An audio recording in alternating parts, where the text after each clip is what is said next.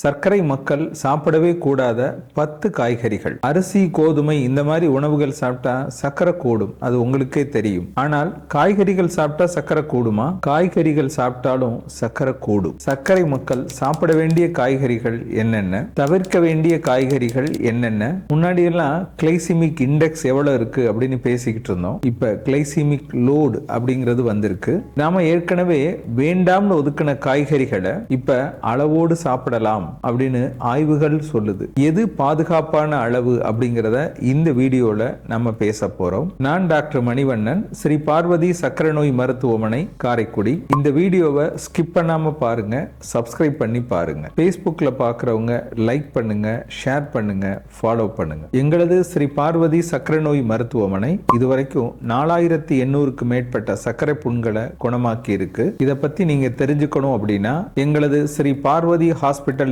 .com அப்படின்ற வெப்சைட்டுக்கு போய் அங்க பிளாக்ல கேஸ் ஸ்டடின்னு கிளிக் பண்ணுங்க. ஒவ்வொரு கேஸையும் போட்டோ ஆதாரத்தோட கொடுத்திருக்கோம், நீங்களே பார்த்து தெரிஞ்சுக்க முடியும். சமீபத்துல எங்கள் மருத்துவமனைக்கு முதல் முறையா வைத்தியம் பார்க்க ஒருத்தர் வந்திருந்தார். சாப்பாடை பத்தி அவருக்கு தெளிவுபடுத்தணும் அப்படின்றதுக்காக எங்க டயட்டீஷியன் அவங்ககிட்ட என்னென்ன சாப்பிட்றீங்க அப்படின்னு கேட்டாங்க. அதுக்கு அவரு, நான் மாவுச்சத்தை சாப்பிட்றது இல்ல, அதாவது அரிசி, கோதுமை, சிறுதானிய உணவுகள் இந்த மாதிரி நான் சாப்பிட்றதே இல்லை. 3 நேரமும் காய்கறி வேக வச்சு சாப்பிடுவேன், ஆனா நிறைய சாப்பிடுவேன். என்னுடைய சர்க்கரையோட அளவு குறையவே மாட்டேங்குது அப்படின்னு சொன்னார். ஏன் குறையல அப்படின்னு என்கிட்டையும் கேட்டார். நியாயமான கேள்விதான். அவருடைய உணவு பழக்கத்தை முழுசா நாங்க கேட்டோம், அதை குறிப்பெடுத்தோம். அப்படி குறிப்பெடுக்கிறப்ப நாங்க கண்டுபிடிச்சது, அவர் சாப்பிட்ற காய்கறிகள்ல பெரும்பாலான காய்கறிகள் கார்போஹைட்ரேட், அதாவது மாவுச்சத்து தான். இதை அவருக்கு புரிய வச்சோம். அவர் சொன்னாரு, காய்கறிகள் சாப்பிட்டா சர்க்கரை கூடுமா அப்படின்னு கேட்டாரு. காய்கறிகள் சாப்பிடலாம், தவறில்லை.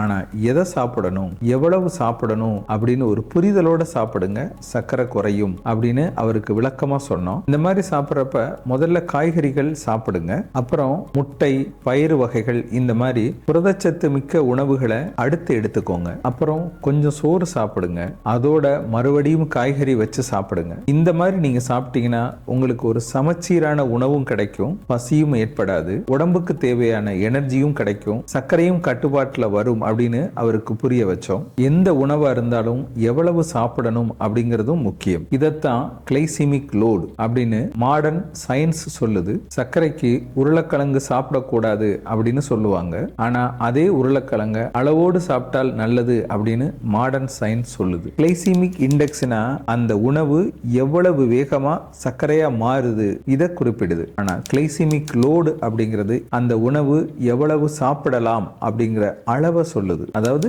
கிளைசிமிக் இண்டெக்ஸ் அப்படிங்கிறது ஸ்பீடை சொல்லுது, கிளைசிமிக் லோடு அப்படிங்கிறது குவாண்டிட்டியை சொல்லுது. ஒரு உதாரணத்துக்கு ஒரு 50 கிராம் உருளைக்கிழங்கு எடுத்துக்கிடுவோம். இது 50 கிராம் நம்ம சாப்பிட்டோம்னா கிளைசிமிக் லோடு அப்படிங்கிறது 7க்குள்ள வருது. இதே உருளைக்கிழங்க நம்ம 100 கிராம் சாப்பிட்டோம்னா கிளைசிமிக் லோடு 13ல இருந்து 15 வருது. 150 கிராம் சாப்பிட்டோம்னா 20க்கு மேல போயிடும். இது ரொம்ப அதிகம். 50 கிராம் அளவுல நம்ம உருளைக்கிழங்கு சாப்பிட்றப்ப நம்ம உடம்புக்கு தேவையான அளவுக்கு மாவுச்சத்தும் கிடைக்கும். மாவுச்சத்து முக்கியம் தானே. இது ஒரு குழப்பமான கணக்கு தான், ஆனா இதை தொடர்ச்சியா நீங்க பிராக்டிஸ் பண்ண பண்ண உங்களுக்கே ஒரு புரிதல் வந்துடும். சர்க்கரை மக்கள் என்ன சாப்பிடலாம், என்ன சாப்பிடக்கூடாது, எவ்வளவு சாப்பிடலாம் அப்படிங்கறத பத்தி என்னுடைய 35 வருஷ அனுபவத்தை தொகுத்து நோய்களின் தாய் அப்படின்ற பெயர்ல ஒரு புத்தகம் எழுதியிருக்கிறேன். தமிழ்ல எழுதப்பட்ட இந்த புத்தகம் உங்களுக்கு வேணும்னா இந்த டிஸ்பிளேல தெரிகிற நம்பருக்கு ஃபோன் பண்ணியோ அல்லது வாட்ஸ்அப்ல புக் வேணும் அப்படின்னு மெசேஜ் போட்டோ கொரியர் மூலம் இந்த புத்தகத்தை பெற்றுக்கொள்ளலாம். இப்ப அந்த 10 காய்கறிகளை பத்தி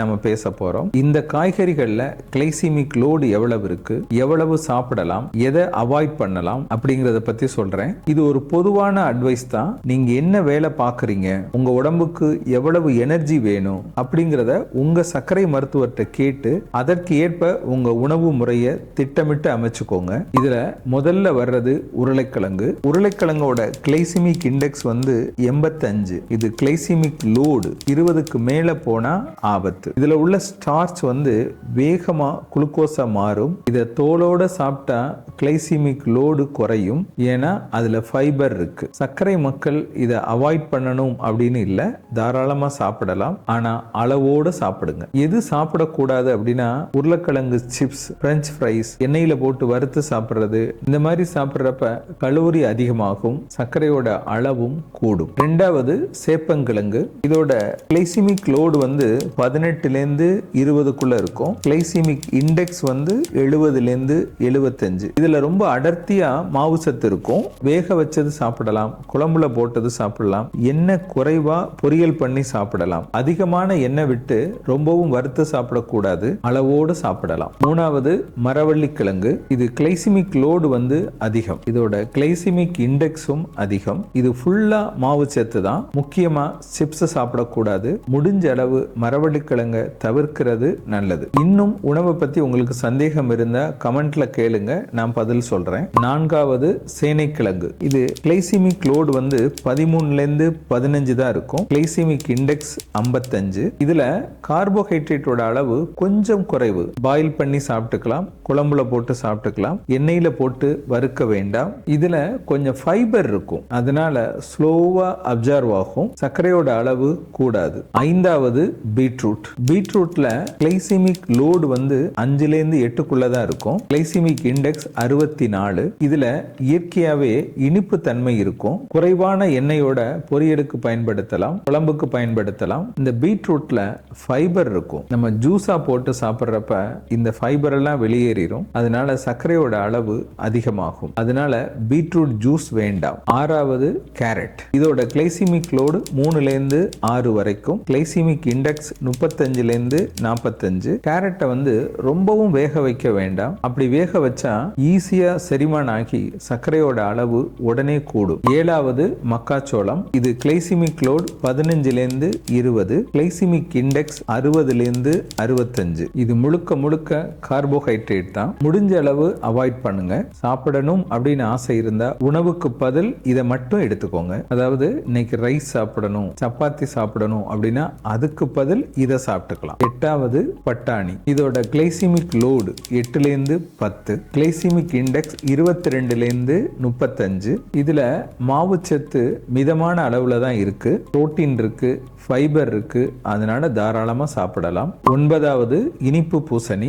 இதோட கிளைசிமிக் லோடு 10 12. Glycaemic index 75. இது லோ கலோரி பிளஸ் ஃபைபரும் இருக்கு, அதனால மிதமான அளவுல சாப்பிடலாம். இதையே அல்வாவா பண்ணி சாப்பிடக்கூடாது. 10வது பரங்கிக்காய். கிளைசிமிக் லோடு ரொம்ப குறைவு. Glycaemic index 15 20. தாராளமா சாப்பிடலாம். சூப் வச்சு சாப்பிடலாம், கூட்டு வச்சு சாப்பிடலாம். எந்த காய்கறியா இருந்தாலும் அளவோட தாராளமா சாப்பிடலாம். ஆனா அந்த காய்கறியில அதிகமான எண்ணெய் விட்டு வதக்கி சாப்பிடக்கூடாது. சிப்ஸா வேண்டாம். முடிஞ்சளவு வேக வச்ச உணவா இருக்கட்டும். பொரியல், கூட்டு அந்த மாதிரி வச்சு தாராளமா சாப்பிடலாம். இந்த காய்கறிகள் சாப்பிட்றப்ப எது புரதச்சத்து எது மாவுச்சத்து அப்படின்னு புரிஞ்சுக்கிட்டு சாப்பிடுங்க. முடிஞ்ச அளவு முதல்ல காய்கறிகள் கொஞ்சம் சாப்பிட்டுட்டு அதுக்கு பின்னாடி நீங்க சோறு சாப்பிட்டீங்கன்னா சோறோட அளவு குறையும், அப்ப சர்க்கரையும் கூடாது. ஃபைனலா ஒரு சின்ன உதாரணம் சொல்றேன். ஒரு தர்பூசணி பழம் ஒரு பீஸ் நீங்க சாப்பிடுறீங்கன்னா அது தவறில்லை, அது சர்க்கரையோட அளவு கூடாது. ஆனா நம்ம முழு பழம் சாப்பிட முடியாது. சாப்பிட்டோம்னா சர்க்கரையோட அளவு அதிகரிக்கும். அது மாதிரி தான் சர்க்கரை மக்களுக்கு தேவை உணவை பற்றிய ஒரு புரிதல் தான். அந்த புரிதல் இருந்தாதான் கரெக்டா சாப்பிடுவாங்க. அப்படி சாப்பிட்றப்பதான் சர்க்கரையோட அளவு அதிகரிக்காது. அதற்கு அக்கறை காட்டினால் சர்க்கரை குறையும். உடம்ப பார்த்துக்கோங்க. இந்த வீடியோ பதிவோட முதல் கமெண்ட்ல தமிழ்நாட்டின் தலை சிறந்த 2வது சர்க்கரை நோய் மருத்துவமனை அப்படின்ற வீடியோவும் இருக்கு, அதையும் போய் பார்த்து தெரிஞ்சுக்கோங்க.